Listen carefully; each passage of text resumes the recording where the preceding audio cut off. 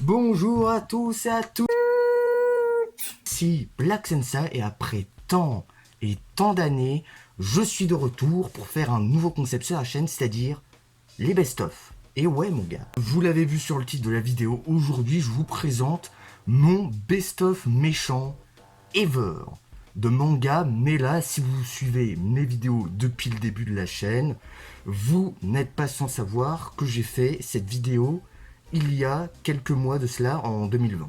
Et c'était en gros une liste de méchants badass, mais à ce moment-là de la chaîne, je connaissais assez peu de méchants, je connaissais quand même assez peu de mangas d'anime, je devais en connaître une vingtaine, une trentaine, je sais pas, mais en tout cas je connaissais assez peu de méchants qui pouvaient me marquer en moi, si vous voyez ce que je veux dire. En plus de cela, j'avais mis quand même des méchants au hasard pour pas trop me casser le cul pour réfléchir pendant 200 ans.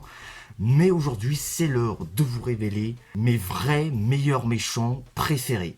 Et si t'es pas d'accord avec mon top, bah je t'invite à mettre ton top personnel en commentaire. Du coup, les commentaires sont à votre disposition. Bref, sinon, c'est parti pour mon best-of des meilleurs méchants selon moi de manga et d'anime. C'est parti. Numéro 9, Dio Brando de Jojo Bizarre Aventure. Bon, déjà je pense qu'on est tous d'accord pour dire que Dio mérite d'être dans ce top, mais je pense que beaucoup me reprocheront de ne pas l'avoir mis plus haut dans ce top. Du coup, si c'est le cas, je suis désolé, mais sinon, explication. Alors certes, Dio est un bon méchant, je l'avoue. Il est charismatique et représente très bien le mal dans son ensemble. Il viole, il vole, il triche, il tue, il n'en a strictement rien à faire. Mais c'est surtout un méchant qui a tout de même un très grand respect envers ses ennemis et principalement les Joestars. Et c'est surtout un méchant qui veut devenir maître du monde. Si ce personnage n'est pas plus haut dans ce top, c'est pour plusieurs raisons en fait. Oui. D'abord, je le trouve beaucoup trop manichéen. Et deux, même si j'aime bien ce genre de méchant, tout méchant, parce qu'il est méchant, à un moment donné, ça devient trop répétitif. Et je pense qu'il faut donner de meilleurs développements à ces personnages. Et sinon, je pense que je vais m'arrêter là pour le cas de Dio. Voilà, c'est tout ce que j'avais à dire sur Dio.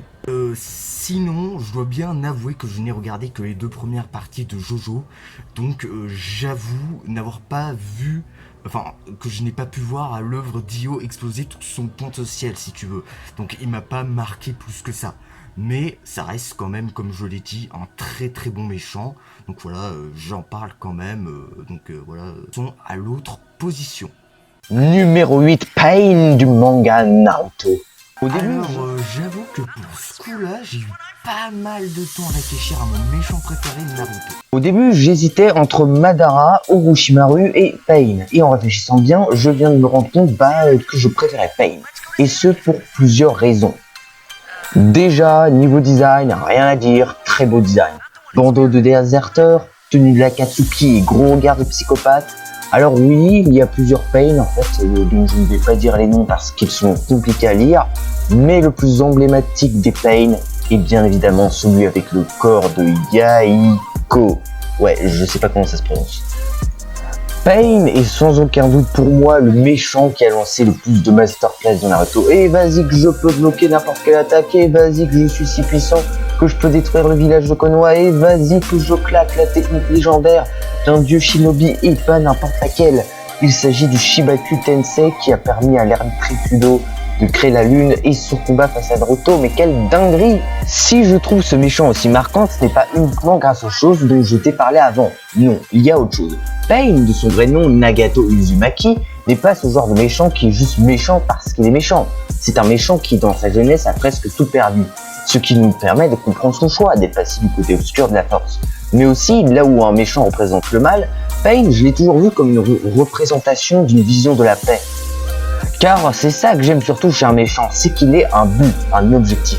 Et sans vouloir spoiler ou trop détailler, mais Pain a très clairement une solution plus sûre et efficace que celle de Naruto, pour que la reine règne. En fait, c'est presque une sorte de Light Yagami de Death Note. Le gars fait le mal tout en faisant le bien, et c'est pour ça que je trouve ce personnage fascinant. Après, j'ai un petit peu l'impression de ne pas m'être bien exprimé, mais je fais de mon mieux.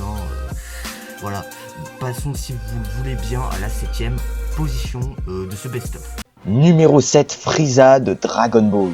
Alors là, je pense que c'est un peu l'évidence, hein. Frieza est très clairement le méchant le plus populaire du shonen. Enfin, je pense, hein.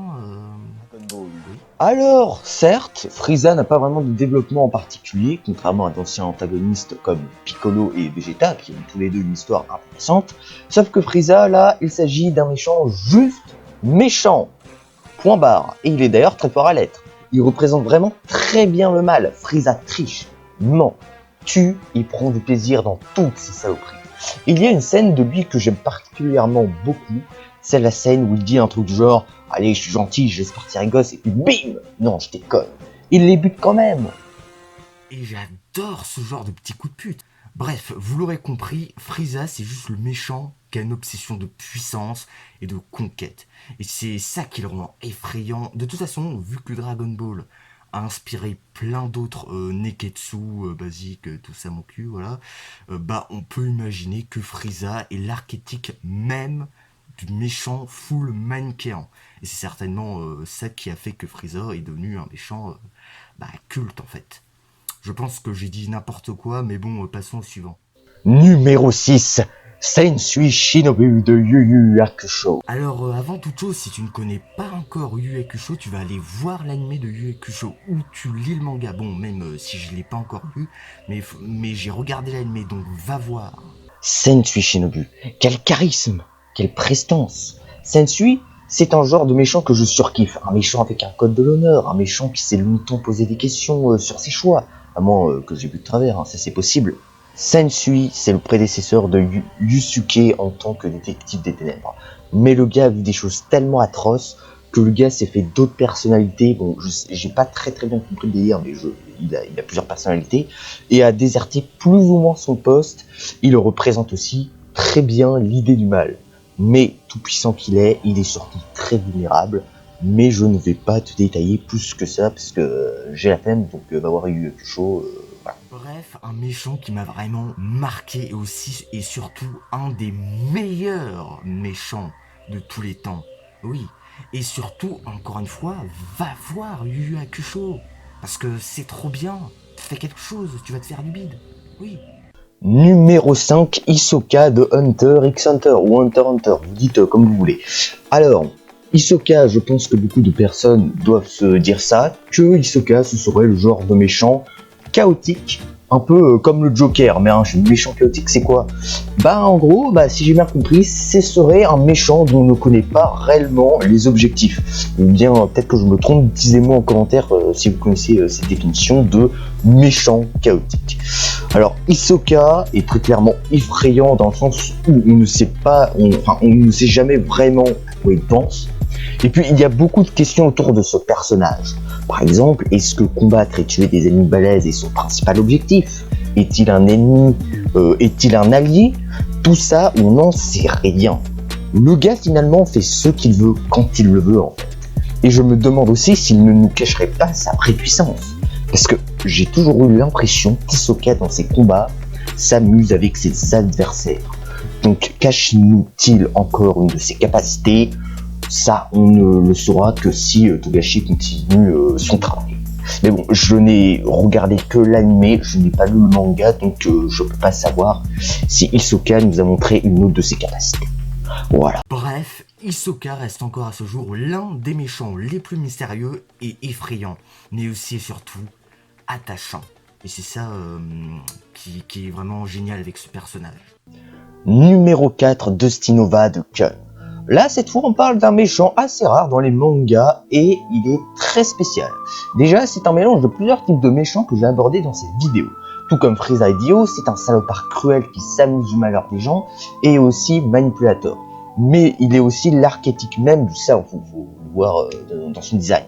Il fabrique des cyborgs complètement fous et complètement destructeurs et fait des expériences complètement what the fuck. Et tout comme Hisoka, c'est un méchant chaotique. Et je pense que c'est très certainement le méchant le plus barré de ce top. J'aime beaucoup ce méchant car contrairement aux autres méchants de ce top, il ne s'intéresse guère à contrôler le monde, la société ou faire le mal juste parce qu'il kiffe ça, même s'il kiffe quand même de faire le mal, mais bon, son objectif n'est même pas un objectif si égoïste que ça si tu réfléchis bien. Car le gars, son objectif c'est quoi? Avoir le contrôle du karma des gens. Bon, c'est quoi le karma grosso merdo? En gros, c'est un acte qui a une conséquence. Et même si je n'ai pas encore compris entièrement Dustin Nova, je le trouve fascinant à bien des points et je t'invite vraiment à lire Gun, car c'est un manga ultra classique, ultra culte, avec une héroïne putain de badass. Ouais, Gun, c'est trop bien, c'est la vie quoi. Numéro 3, Toguro de Yu Yu Hakusho. Ouais, là on est sur du très très lourd, et encore un méchant de Yu Yu Hakusho et donc de Togashi. Mais c'est normal, le gars est un putain de génie. Toguro c'est un méchant du même type que Sensu, mais en plus badass, je crois. Charismatique, code de l'honneur, tout en ayant un objectif tout à fait égoïste. Il sert le mal et il le sait. Ancien ami de Genkai, le maître de Yusuke Urameshi, le héros de Yu Yu Hakusho, enfin l'anti-héros de Yu Yu Hakusho, pardon. Toguro était à la base un combattant humain qui combattait les démons avec Genkai, mais ayant peur de vieillir, il décida de faire un pacte avec le diable pour devenir encore plus puissant et de vivre plus ou moins éternellement. Et comme je l'ai dit, c'est un méchant qui a un code de l'honneur. Genre, il aime pas trop tuer les animaux, il n'est pas du genre à tuer à chaque fois ses adversaires, il préfère se battre à la loyale, à l'inverse de Freezer ou d'un Dio qui triche quand ils en ont l'occasion. Et c'est surtout un méchant qui assume très clairement ses actes, comme on a pu le voir à la fin de l'arc du tournoi des ténèbres. Bref, un méchant que je surkiffe comme pas possible. Oui. Numéro 2, Meruem de Hunter x Hunter. Meruem, par où commencer? Déjà, le gars est putain de charismatique. Tout le monde se chie dessus rien qu'en sa présence. C'était à la fois un méchant chaotique, un méchant avec un code, un méchant qui kiffait faire le mal, de là faire pleurer un gosse et de se marrer comme une baleine. Et entre parenthèses, l'apparence de Meruem ressemble fortement à l'apparence de celle de Dragon Ball. Mais ça, je ne t'apprends rien. Pourquoi était numéro 2? Bah déjà, comme je l'ai dit, il représente très bien le mal dans sa propre représentation, et puis aussi surtout, c'est l'un des rares méchants à évoluer avec beaucoup de maturité. Mais avant, écoutez la phrase du rare méchant final de Shonen Airsa. Je ne veux pas t'affronter, si j'ai accepté qu'on se déplace ici, c'est pour échanger nos opinions franchement. Son combat contre Netero est une putain de masterclass à coups de tirade et de moves stylés. Et ce final grandiose que plus magnifique que cataclysmique. Et sa mort, purée, rien d'y penser, ça me fait envie de pleurer. Numéro 1, Toto le lapin de Dragon Ball.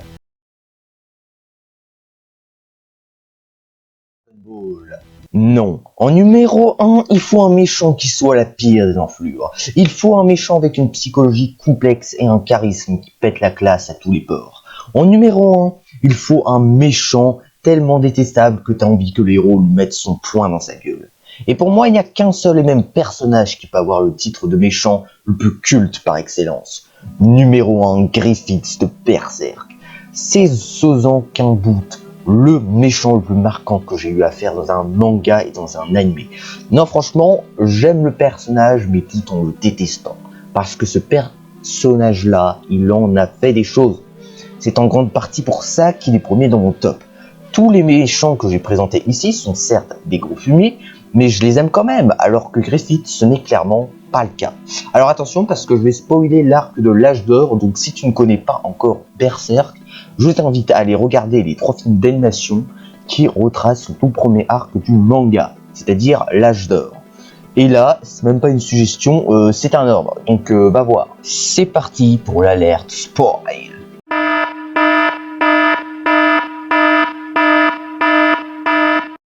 Griffith au début était un personnage attachant, beau gosse et intelligent. Il était aussi le rival et meilleur ami de Guts et était un leader charismatique qui envoyait grave le steak d'une puissance cosmique. Donc oui, à cette époque où j'avais découvert le personnage de Griffith, je le trouvais très attachant à bien des points. Et vint le moment de l'éclipse, et là, ce fut le brisement de mon attachement pour ce personnage.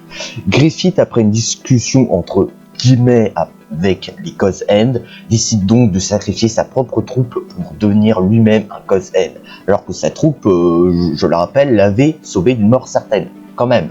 Et un Cause End, c'est en gros un demi-dieu interdimensionnel de la mort qui tue. Suite après ça, il violera carrément Casca devant les yeux de Guts, qui vit aussi tous ses potes se faire bouffer vivants par des démons des plus horrifiques et cauchemardesques. C'est pour ça que je déteste le personnage tout en le trouvant génial. Il a fait les pires dingueries durant l'Eclipse. Et entre parenthèses, j'avais même pas capté que Logan avait jamais une fois fait un rire de méchant. Waouh!